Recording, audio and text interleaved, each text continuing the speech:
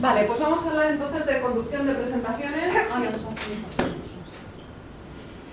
¿Os acordáis del vídeo de Michael Douglas? Sí. ¿Qué cosas hacía Michael y que le hacían un buen comunicador? Desde luego es una persona que no transmitía miedo escénico, ¿no? ¿O qué? No parecía que todo lo contrario. O sea, es como que pisaba más fuerte de lo normal. ¿Cuáles son los agravantes del miedo escénico?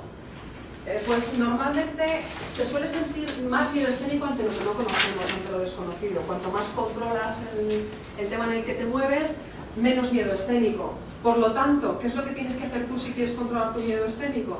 Hacerte el entorno lo más conocido posible, ponértelo lo menos difícil posible en ese sentido. La sorpresa. Hay gente que tiene miedo a las contingencias que puedan ocurrir. ¿Y si le doy al clic y no me funciona? ¿Y si me quedo en blanco?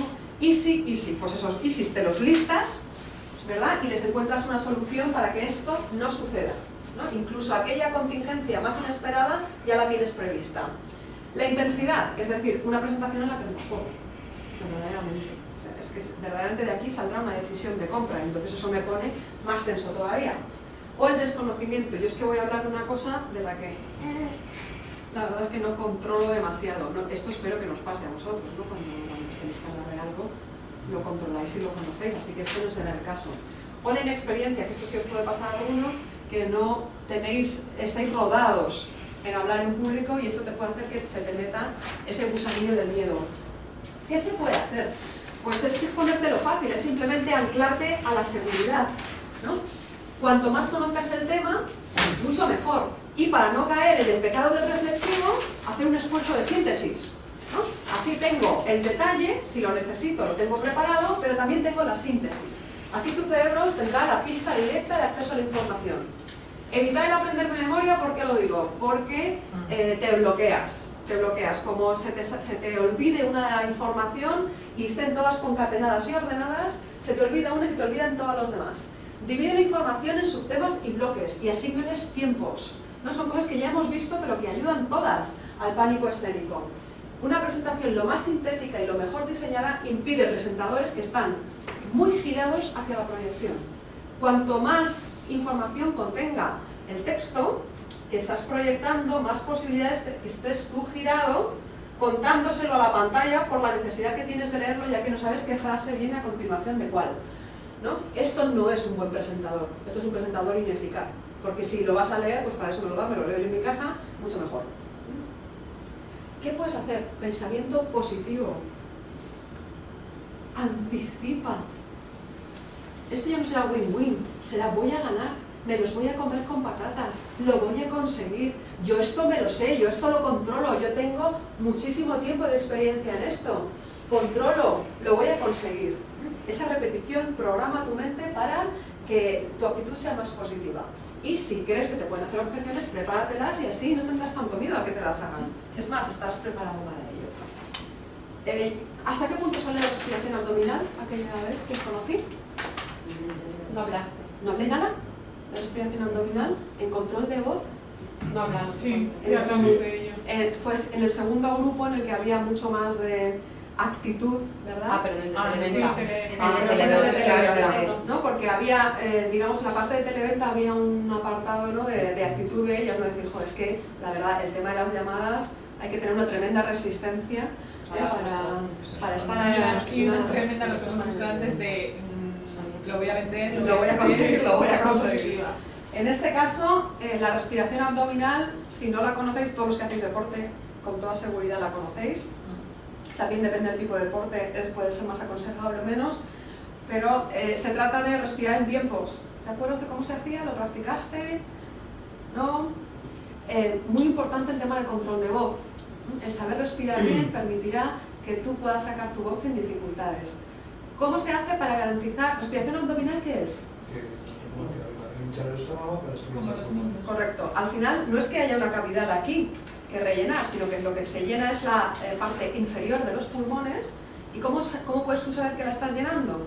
Pues lo primero, te tumbas, te pones un objeto de peso, esto no es la presentación, claro, un objeto de peso encima del abdomen y comienzas a respirar secuencialmente en tiempos. Esto es, empiezas con un 4-2-4, meto en 4 tiempos, si lo estoy haciendo bien el libro se levantará, 1, 2, 3, 4, detengo, 1, 2, en respiración el tiempo de control es esencial, el tiempo de detención, aguanto el aire, 2 segundos y luego 1, 2, 3, 4, suelto, contando hasta 4. He dicho segundos y respiración en segundos es muchísimo tiempo, casi mejor cuenta, ¿no? 1, 2, 3, 4, 1, 2, 1, 2, 3, 4, hacia abajo. Esto le enseña a tu cavidad de abajo de los pulmones a estar más llena de aire y esto aumenta tu capacidad respiratoria. Esto interesa mucho en momentos de tensión. De hecho, para control del estrés es absolutamente esencial.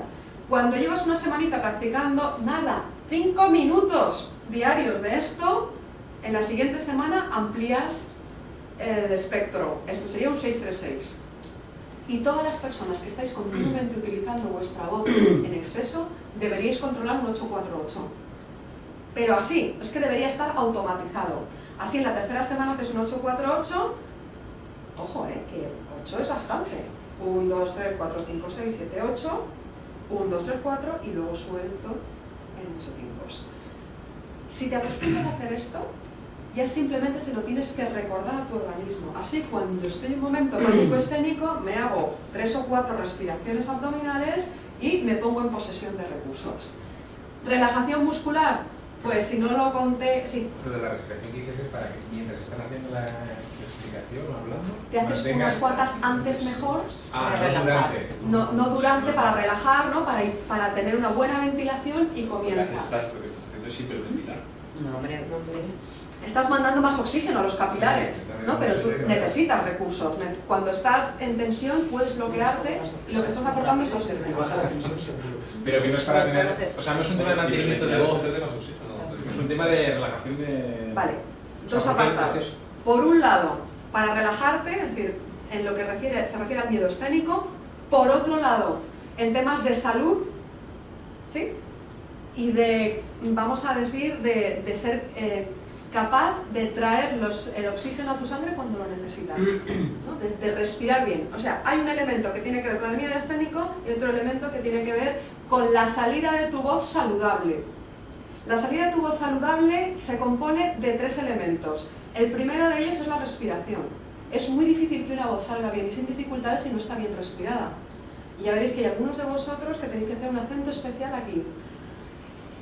El segundo elemento es la musculatura. Si tú tienes la musculatura que rodea al aparato fonador tensa, ¿qué va a pasar con tu voz?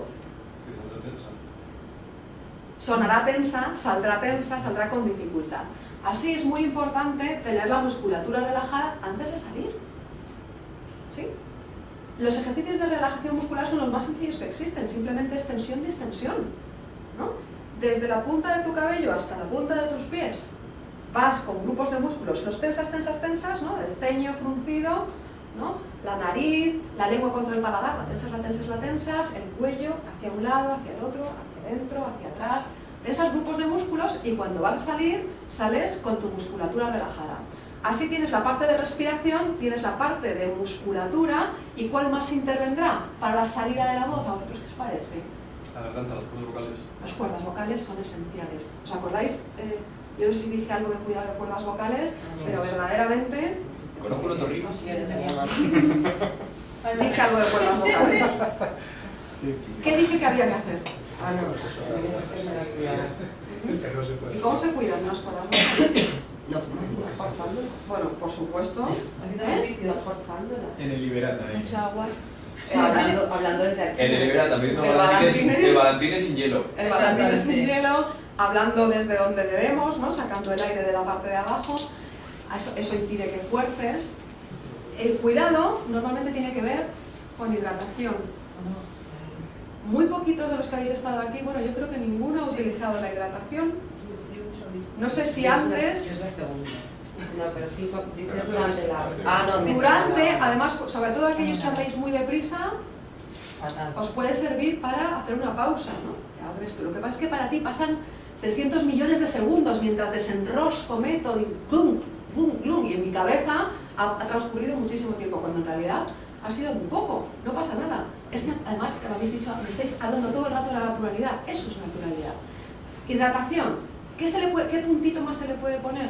¿Por qué sale la voz a veces de manera vamos a decir, dolorosa, o que tú notas que esas cuerdas vocales no están bien, porque tienen cosas pegadas.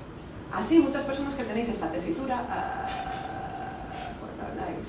es que cuando el aire intenta salir, choca con lo que tienes pegado ahí y no hace una buena salida. ¿Qué es lo que hay que hacer? Si porquería, entonces limpio. ¿Con qué limpio? Os voy a mandar a hacer gargas, pero en este caso de dos cosas que se contrarrestan, vamos a decir. Por un lado está el limón, que quita la porquería, pero si tú hicieras gargas solamente de limón, ¿de qué más? Sí, es lo que te iba a decir, o sea... Limón con miel. exactamente. Ron con limón. Joder. Está muy bueno. Isabel. Ponemos en un vaso de agua una dosis con el zumo de medio limón, rellenamos la misma proporción de agua y le ponemos un cucharón de miel. Esto lo mezclas y lo llevas 20 segundos al microondas, si es un buen microondas. En mi caso de mi microondas sería un 40. No, el microondas muy moderno, pero no necesita nada, no sé por qué. Total, que lo metes esos 40 segundos, está templadito, haces gargaras con aquello, la cuerda te queda limpia, porque le quitas la porquería, pero además está suave. ¿Por qué os creéis que los caramelos Hall son de miel y limón? Es por eso. Los caramelos de menta no sirven para la suavización de la garganta. Hay mucha gente que lo cree y dice, ¡ay, me toman un caramelito de menta antes!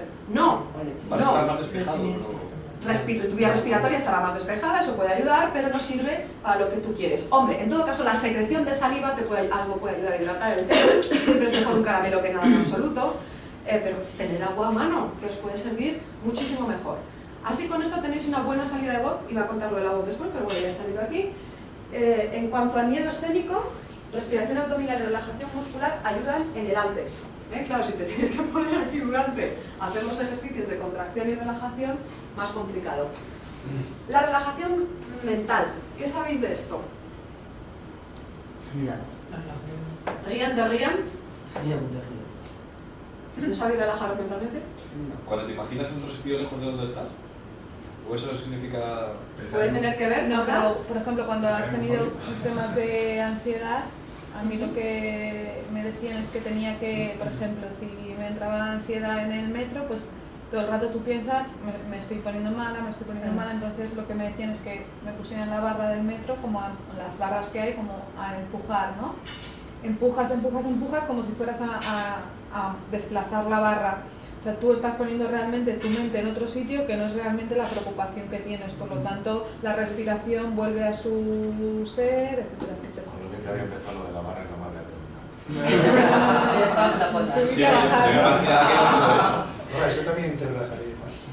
No, claro, me imaginaba que era eso, imaginar en otro sitio que dices, cuando tienes un momento de crisis que estás diciendo, joder, voy a matar a alguien, me voy a matar a alguien, pues mira, me voy a imaginar en la playa todo eso. Porque lo haces de verdad. Sí, en este caso la visualización que te propongo es tú mismo teniendo éxito en la cuestión que sea, pero la que te sirva a ti, sobre todo porque pensar en paralelo es muy difícil. O sea, si tengo que pensar a la vez en el paraíso, la playa, unas tías en bikini, no sé qué, me empiezo a liar y a lo mejor el tema de la presentación, ¿qué pasa con él? Me he liado. Me he liado, entonces me viene el bikini y tal. Esto me lleva a otro de los puntos, que es el ancla. Y habréis visto que muy pocos presentadores salen en la tele sin tener algo en las manos. Y uno puede pensar que tiene que ver con el orden, puede ser, una ficha al orden. Algunos de ellos tienen objetos fetiche, objetos que vamos a llamar ancla. ¿Por qué creéis que los tienen? ¿Os acordáis? ¿Te acuerdas de esto? Porque yo creo que ancla sí que habla en tu grupo. Porque no saben qué hacer con las manos. Esto es un primer elemento. Te ayuda a no hacer cosas extrañas, a no metértelas en los bolsillos, a no rascarte, a no tocarte el pelo, a no hacer el movimiento compulsivo. Esta puede ser una de las razones, pero no es la única. Siempre se ve seguro, más tranquilo, superstición. Hay gente que asocia determinados objetos al éxito. De tal manera que si he tenido éxito en una presentación y llevaba puesta esta camisa, es como que cabe la posibilidad de que se convierta en mi camisa del éxito. Si tengo, qué sé yo, mi rotulador en el que hice la presentación y por fin le vendí a Ferrovial un proyecto que lleva detrás de ellos no sé cuánto tiempo, resulta que este se vuelve mi rotulador de la suerte. Eso es un ancla. Tu cerebro ha hecho la relación entre objeto y éxito, de tal manera que en cuanto lo ves, en cuanto lo tienes cerca, te da fuerza. ¿Lo tenéis? ¿Tenéis vuestro ancla? No, así. Pues sería muy interesante tenerla y tengo aquí dos propuestas. Una puede ser un objeto, pero ojo, porque el objeto se puede perder. Y entonces, he perdido mi ancla, ¿no? O, como enseñan en programación neurolingüística, te puedes anclar a ti mismo. La mano. ¿Sí? Un gesto, te tocas la mano de una manera especial de la que no te la toques normalmente, ¿no? Porque si esto, por ejemplo, que muchos de vosotros hacéis esto, ¿Qué pasa? Yo estaba aquí tranquilamente. Diciendo sus burradas, ¿no? sí, por lo menos me lo tomaba así. No estaba haciendo nada. Imagina que antes Estaba mirándome que no con te la Antonio. toques habitualmente, Ah, ya. ha tenido aquí su cruce de hipizante. Edad mental. Y además que lo pillaba así. Si es que no te puedes sentar tan lejos. No vamos a cambiar, lo sentimos mucho. El ¿No? ancla sería, tú tienes una presentación de éxito, o tú te imaginas o proyectas éxito en tu presentación y mientras la estás haciendo te tocas la mano de una forma especial, que no lo hagas habitualmente, a ver, para ver si lo vas a confundir. Si decides tocarte la mano así, La retuertes. no es así, es por ejemplo un toque especial. Por ejemplo, me toco con este dedo el nudillo del dedo en el que llevo el anillo de compromiso, porque esto es mío. Por si nadie se ha dado No sé si ha quedado lo suficientemente claro. Entonces sé que no me voy a olvidar de qué dedo es, porque este es un dedo muy especial para mí. Entonces, estoy teniendo éxito o estoy visualizando el éxito, pulso durante unos segundos, de tal manera que mi mente ancla este movimiento a esta sensación de éxito. Pero no queda un poco raro. No, esto lo haces No, suave, para- ese sí es un poco raro, pero a lo mejor puedes hacer así. Ah. Entonces, Claro, es que no me estás imagino hablando, una presentación haces haciendo así. Cada uno directamente. tiene el suyo. El anillo. No pero le puedes quitéis hacer ni así. un gramo de importancia a esto, Pero puedes porque hacer esto lo hacen todos los deportistas. Todos tienen su ancla, tienen su ritual, pues qué sé yo, a uno les ha Su amuleto, sucedido de vamos. manera casual, qué sé yo, amuleto o ritual. ¿Eh? Porque hay algunos que ni siquiera necesitan que haya el objeto físico, sino que es una manera de proceder, ¿no? No sé si visteis el otro día a Pablo Motos, en el programa salió el portero, Reina, y este contaba el ritual que él tenía a la hora de salir al campo para verdaderamente comenzar con fuerza. Y no veas el ritual, ¿eh? Que si me pego un paseo de un larguero al otro, que si toco con la mano derecha, no puede ser con la izquierda, ¿eh? Tiene que ser con la derecha, no sé cuánto, doy 2 pasos adelante con el no sé cuánto, plin, la pezuña, ostras, una cosa complejísima que configura su ritual, pero que a él le ayuda, ¿no?, a tener la posesión o el control. Así que no subestimemos el poder de las anclas porque son brutales. Os habrá pasado en negativo, seguro, ¿no? Si habéis anclado una sensación negativa a un sitio, por ejemplo, por el que paséis, porque de repente presenciasteis un accidente ahí, o porque ahí os levantaron a una chica que os encantaba y no sé qué, y tú ya sabes, de ese garito lo odio, ¿por qué? Porque me quitaron a la que me gustaba. Eso es que tu cerebro está anclado. Esto es aprovecharlo en positivo, el anclado. Con esto podéis hacer lo que estiméis oportuno. Es una información que ahí la dejo, pero si... La hora del té, por favor, señores. a mí me ha sonado pasado de cada uno su esquina. Es tremendo. Y lo genial de esto es que no hace falta que te pase la buena presentación, sino que simplemente con que la proyectes en tu cabeza, la anclas y ya estás anclada a la sensación. Es verdad que a lo mejor con un solo toque es posible que no quede anclado. Si la sensación no ha sido muy intensa, es posible que necesites apilamiento, o sea, varias proyecciones asociadas al ancla, probando. El refuerzo positivo, cuando me sale bien me felicito y cuando me sale mal no me flagelo ni me castigo.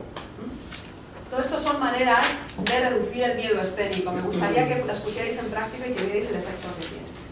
La segunda cosa que os quería transmitir con respecto a la conducción es las 3 cosas que tienen en común todos los comunicadores exitosos o que resultan persuasivos e influyentes a la mayoría de las personas que los contemplan. Y son nada más que 3. El primero de ellos es la seguridad. ¿Os podéis imaginar un comunicador que no transmita seguridad? No. Persuadiendo, inseguro. Uno bueno, digo. Uno bueno no, efectivamente. Uno malo, sí. Pero el pilar de la seguridad le va a pasar como a los otros 3. Lo castigamos como audiencia tanto cuando hay defecto como cuando hay exceso. ¿sí? O sea, una persona insegura nos chirría y no le adjudicamos credibilidad. Pero una persona demasiado segura también nos chirría y no nos gusta, ¿sí? Y dices, pues tú por chulo ahora te vas a quedar sin proyecto, hombre, ¿no? Este es el primer pilar. El segundo pilar, imaginaos un comunicador solamente seguro, no es suficiente. ¿Qué nos falta?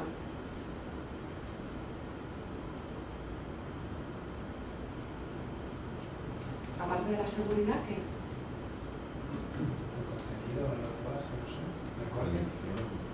Vamos a ver que con lenguaje verbal, con lenguaje no verbal y con voz podemos transmitir los tres pilares, ¿verdad? Pero el segundo de ellos tiene que ver con la parte personal, con la cercanía. Es decir, un comunicador que sepa hablar del libro del otro y no del suyo nada más. Empático, que sepa llegar, que sepa tocar la fibra que hacía Michael Douglas, ¿no? Que era bastante duro, pero les hablaba de mensajes que tocaban corazón. Y les hablaba de su realidad. Nuestro dinero. Vuestro dinero. Se lo están jugando esos de allí. Este pilar, de nuevo, por falta de sensibilidad o de cercanía, ¿qué puede pasar? Ante gente que sea muy filler, por ejemplo. Que los pierdas. Te cierran la puerta, ¿no? Porque no conectas con ellos. Y un exceso de cercanía... Compasión. Puede quitarme credibilidad también un exceso de cercanía, ¿no? Respetamos más a los que saben poner límites, a los que tienen su contundencia, a los que saben manejar la cercanía hasta un límite, a los que no dejan que se suban los demás a la chepa. Y por último estaría la energía. Puede ser muy seguro y muy cercano y no tener garra. ¿La garra es necesaria para transmitir o para convencer? Es ese entusiasmo, ¿no? Si tú no estás entusiasmado con tu producto, ¿cómo me quieres entusiasmar a mí? Y de nuevo los dos volúmenes. El volumen demasiado bajo de entusiasmo se penaliza y el volumen muy alto es una persona que está fuera de sí, ¿no? Que está completamente, está tan entusiasmada que parece que le va a dar algo. Tampoco es eso. ¿Gracias a qué se consiguen estos tres pilares? Pues básicamente con lo que dices, con el tipo de lenguaje que utilizas, con lo que dicen tus gestos, tu cuerpo y con lo que dice tu voz. Y eso es lo que vamos a trabajar aquí, ¿no? Gracias a qué se transmiten los tres pilares que quiero ver en vuestras próximas presentaciones y que vamos a evaluar y las que vamos a ver. ¿Os parece bien si os pongo vídeos de cada una de las cosas? ¿Sí? ¿Cuánto hablé de lenguaje no verbal la otra vez? Sí. ¿Hablé mucho? ¿Hablé poco? ¡Un ratito! No, ¿Todavía algo más inespecífico? Venga. No, incluso nos No lo sé. pusiste los vídeos esos que teníamos que... bueno, sí que miraban para arriba, Los que para miraban abajo, para que arriba. proyectaban desde... El mensaje que quise mandaros en la comunicación en el tú a tú fue el de espejar en cuanto al lenguaje no verbal. Os dije, el cerebro le gusta manejarse con gente y con circunstancias conocidas. Nos gustan las personas que se nos parecen gestualmente, energéticamente. Así, una manera de entrar en conexión con alguien sin que se dé cuenta es hacerle un espejo. Pero no puede ser una imitación exacta. Si te pones así adelantada y yo hago exactamente lo mismo y dices, ¿a qué me está tomando el pelo? Pero sí hacer movimientos parecidos. El día que os conocí todavía no disponía de este. ¿Queréis que os ponga un vídeo que me han puesto en el máster y me lo he encontrado? Es muy chulo. Ya voy a parar eso de ahí. Sí, está grabando y no, ya había olvidado.